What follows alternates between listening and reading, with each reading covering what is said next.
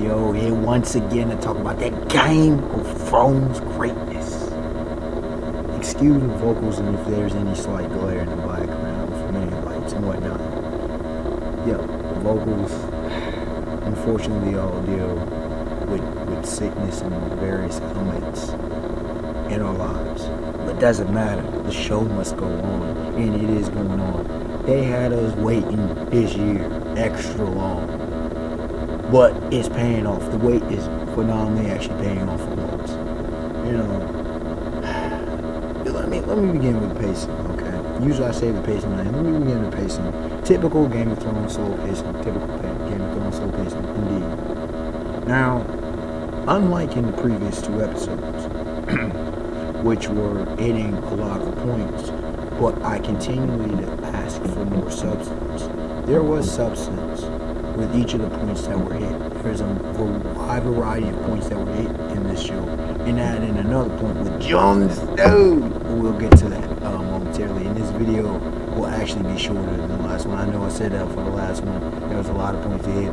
This video will be short because while there was extended, there isn't as many important points to talk about in this review. But yeah, the pacing, it was typical Game of Thrones pacing, and this was also a transitional episode, which, you know, you don't expect. You know, it's not going to be the hypest thing ever, but it still did what its objective set out to do phenomenally. So, okay, the execution was phenomenal once again. Starting off with, let us start with Jon Snow. He began the episode and finished the episode. Beginning the episode, didn't know what the hell was going on. He's like, yo, I shouldn't be here. I know I died. It kind of was on if you know Bakido, okay, the Way of Baki, the 4th series of the Baki manga, you know that Musashi Miyamoto gets resurrected. And in a very similar fashion, he's like, yo, I know I was dead. Now, the Red Woman did ask Jon, like, what was going on? And he's like, there was nothing. Now, is it because Jon couldn't perceive? Is the soul couldn't perceive? Did he go through some kind of nirvana? Is it just there was nothing? Or did Jon, you know, was there lack of comprehension? Did he fully go into death? Now, remember, he hadn't been dead that long. So it could be, if you go into ancient Israelite perspective. I'm not sure if the ancient Greeks had this or the ancient Egyptians, but I know ancient Israelites, Sheol, okay? And it was more of the grave. I don't know if he was into eternity, if you will, if he was into truly the afterlife, if there's an afterlife in the Game of Thrones mythology or philosophy. I'm not certain. But that was very interesting to see. I thought it was a very good point. I also love the point that Jon said, my watch is ended. Yo, that was hype. That was very nice. I like that element that they added up in that piece. The whole Night's Watch thing with Jon, and one of the best moments in this entire episode, besides Jon saying that, besides him talking, you know, being asked about the afterlife, and what the Lord of the Light did. Jon being not aware makes sense. Glad Jon recognized what happened to him. You know, he remembers. So even if he didn't know what fully happened, he remembers what happened to him, and he's like, yo, I'm a dead man, and how the hell am I back? And everybody's wondering. And you know, the joke of the leader of the free of the wildlings was pretty funny as well. But about the whole God being a god and whatnot, that was pretty funny. But you know, the former Lord Commander, what he said was very, very interesting. Very, very interesting. I thought it was very well done on how to finish his character. That's how you finish some characterization. And also that moment, I actually did get quite emotional when Jon looked at the Youngblood, and the Youngblood just hate. Hate is all he had in that face. And that wasn't thick, that was just pure hate. And you wonder what's going through Jon's mind at that point. He doesn't want to kill his men. He doesn't want to do it. But, I mean, they killed him, but it just shows more in the depth of Jon's character. Now he's leaving them. Oh, it's going to be, what is Jon going to do? So it's going to be very interesting. I guess next we can talk about Bronn. And Bronn, and learning more about the history, and many's going to say this is proof of that R plus L equals J. I think that's it. But we'll see more of that nature. And you're learning, once again, I told y'all, Ned Stark, Eddard Ned Stark, excuse me. He isn't as honorable. I remember doing a video between him and Jaime Lannister at least a year ago. Who is more honorable? And Ned Stark isn't quite as honorable as what, he's being showcased as. Okay. And these stories told of him and they hype him up. It's some mad questionable material to say the least. Now, Ron still wants to look, and all the knowledge and the truth, and it's slowly being showcased. And this is why Bronn is so important. And so he's the seer, he's the truth, he's the war. He's going to be passing on the knowledge and the truth. And I still want to know what his interaction and his full-blown role is going to be. I know it's going to be massively important with the White Walkers. So it's going to be very interesting to see how it goes. Ramsay Bolton and Ramsay trying to get the Batman under him to become the king of the North, to oust the Starks from the nobility. We'll see if he goes along with the Lannisters, the Greyjoys. We'll see if House Martell gets involved. But I'll get more into House Martell when I deal with Cersei and Jaime. Now, with that being said, one of the dudes from the North is like, yo, I know what you did. Look, I ain't kowtowing to foolishness. Okay, just stop trying to be deceptive. Now he brings, I forgot the other Stark was up. I forgot there was another Stark. I remember it was Robb. Obviously Bronn and Jon. We barely have seen this dude. He was brought around, and I'm literally concerned about what's going to happen, especially that one dude who seemed like, what will Ramsay do? What play will Ramsay make? Will he torture these, or will he play them as a pawn, as a chip? So it's going to be very interesting, I think. But yeah, Ramsay's truly become a villain. He really has in a phenomenal fashion. Now with Cersei and Jaime, and their quest for retribution, their quest to try to cement their power again, they got some enemies and some allies. We learn more about the birds of Varys of the Spider. Now I'll get to that about him and Tyrion in a little bit.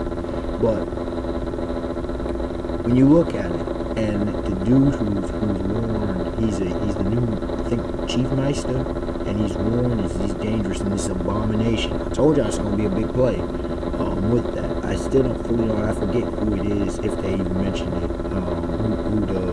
Who the silent dude is. That's gonna be big.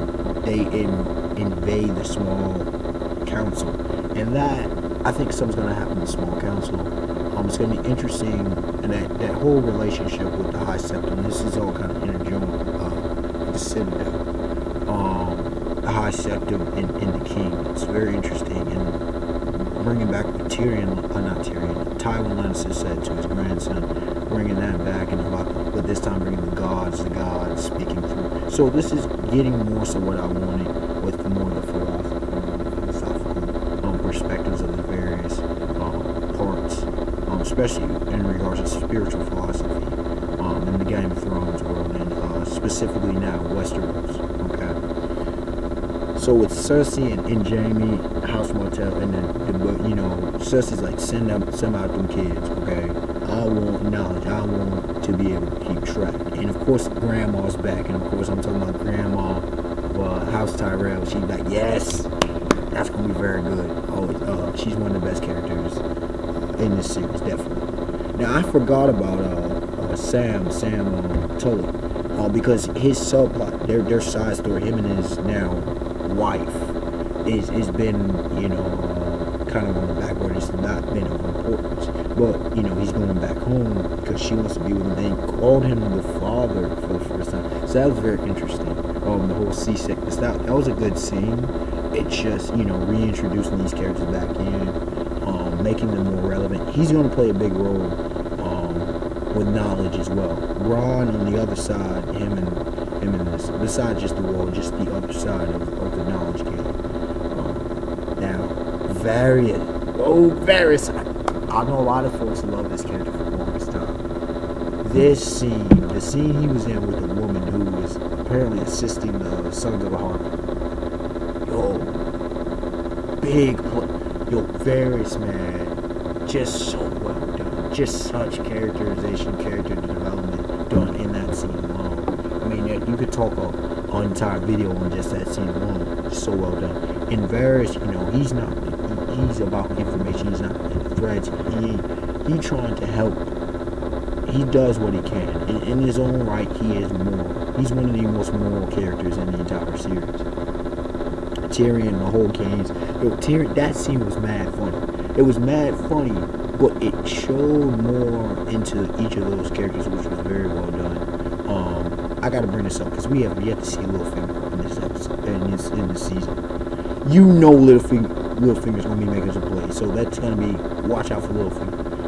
Do we see any of the Greyjoys? I don't think we saw any of the Greyjoys in this one. Did we see any of Sansa and her company? I forget if we did. It was very brief. Let's see.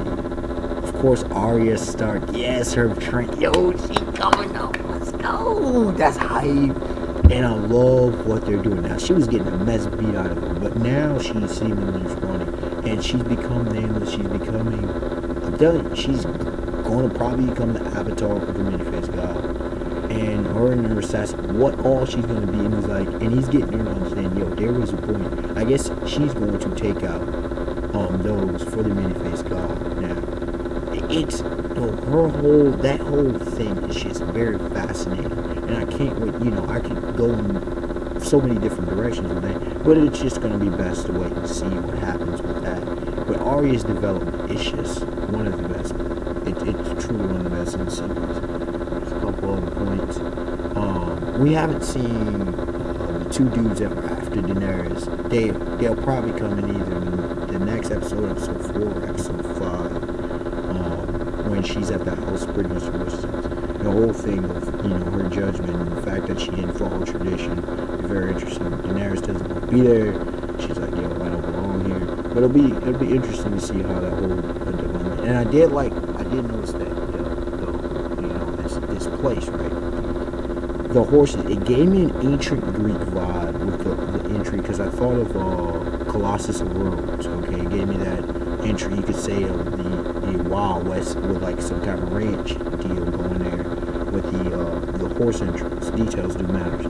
But I also got like an ancient Persian vibe of that whole Dothraki settlement there. So, just settings wise, interesting.